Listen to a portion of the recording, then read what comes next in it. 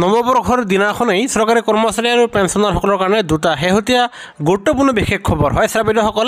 এয়া চাওক, আপোনালোকৰ নিজৰ নিজৰ স্ক্ৰীনত চাবলৈ সক্ষম হৈছে। এয়া চাওক, আপোনালোকৰ ডেট ইয়াত দিয়া আছে 1 জানুৱাৰী 2024 চনৰ দিনাখনেই এখন অফিচিয়েল মেমৰেণ্ডাম প্ৰকাশ পাইছে আৰু ইয়াৰ পিছত আন এখন অফিচিয়েল মেমৰেণ্ডাম প্ৰকাশ পাইছে। সেয়েহে আপোনালোকে ভিডিঅ'টো সম্পূৰ্ণকৈ চাব। আনহাতে যিসকল ছাৰ বাইদেৱে প্ৰথমবাৰৰ বাবে আমাৰ চেনেলটো চাই আছে তেওঁলোকৰ প্ৰতি এটা অনুৰোধ, চৰকাৰী কৰ্মচাৰী আৰু পেঞ্চনাৰসকলৰ সৈতে জড়িত প্ৰতিটো শেহতীয়া খবৰ তথ্য সহকাৰে সকলোতে আগত পাবলৈ আপোনালোকৰ ওপৰত প্ৰতিষ্ঠিত একমাত্ৰ ইউটিউব চেনেলটো ছাবস্ক্ৰাইব কৰিবলৈ নাপাহৰিব ছাৰ বাইদেউসকল।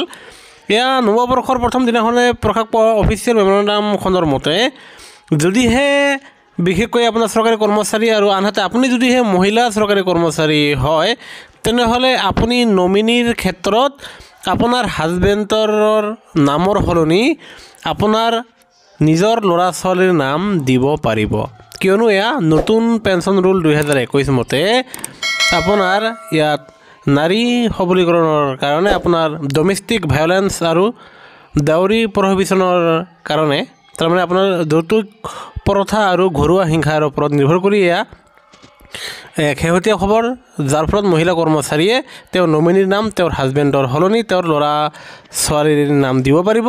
আৰু যদিহে সেই মহিলা কৰ্মচাৰীজনৰ মৃত্যু হয়, তেনেহ'লে তেওঁৰ ল'ৰা ছোৱালীয়ে ফেমিলি পেঞ্চন পাবলৈ সক্ষম হ'ব আৰু এয়া এক অত্যন্ত গুৰুত্বপূৰ্ণ খবৰ। এতিয়া এয়া চাওক আন এখন জাননী, যিটো এয়া চাওক 1 তাৰিখ 1 মাহ 2024, ইখনো আপোনাৰ 1 জানুৱাৰীৰ দিনাখনে এয়া প্ৰকাশ পাইছে।